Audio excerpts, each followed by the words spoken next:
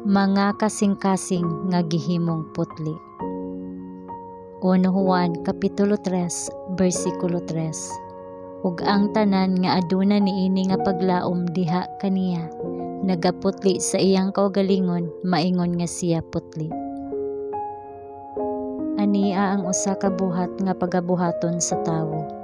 Kinahanglang moatubang siya sa salamin, ang balaod sa Dios, mag-ila sa mga depekto sa iyang moral nga kinaiya, ug isalikway ang iyang mga sala, maghugas sa iyang kupo sa kinaiya sa dugo sa kordero. Ang kasina, garbo, malisya, limbong, panag-away ug krimen, malimpyuhan gikan sa kasing-kasing nga nakadawat sa gugma ni Kristo, ug nagmahal sa paglaom nga mahimong sama kaniya sa dihang makita nato siya nga mao siya.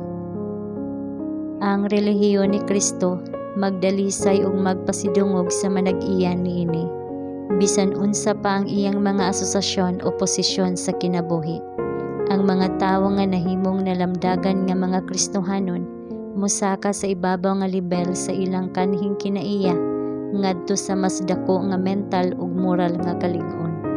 Kadtong mga nangahulog ug gipakaulawan tungod sa sala ug krimen, mahimo nga pinaagi sa mga merito sa manluluwas, mabayaw ngadto sa usa ka posisyon apan ubos ug jutay kaysa mga manulunda. Apan ang impluwensya sa usa ka paglaom sa maayong balita dili makadala sa makasasala sa pagtan-aw sa kaluwasan ni Kristo, ingon nga usa ka butang sa walay bayad nga grasya, samtang siya nagpadayon sa pagkinabuhi diha sa paglapas sa kasugoan sa Dios.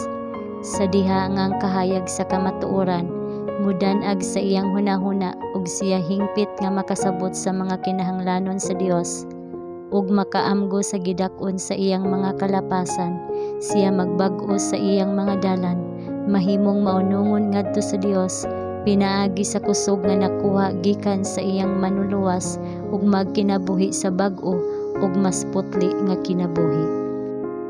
Aduna kitay buluhaton nga buhaton aron maporma ang kinaiya sunod sa Dios ng modelo. Kinahanglang biyaan ang tanang sayop nga batasan. Ang mahugaw kinahanglang mahimong putli ug kasing-kasing. Ang hakog nga tawo kinahanglan nga isalikway ang iyang kahakog.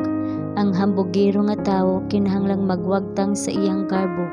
Ang tawo nga gasalig sa kaugalingon kinahanglang mobuntog sa iyang pagsalig sa kaugalingon ug makaamgo nga siya walay kapuslanan kung wala si Kristo. Kinahanglan nga kita adunay buhi nga koneksyon sa Dios.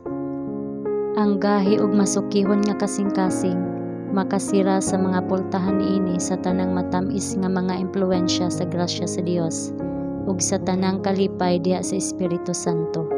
Apan ang mga dalan sa kaalam maoy mga dalan sa kahimut-anan ug ang tanan niyang mga alagianan mga pakigdait.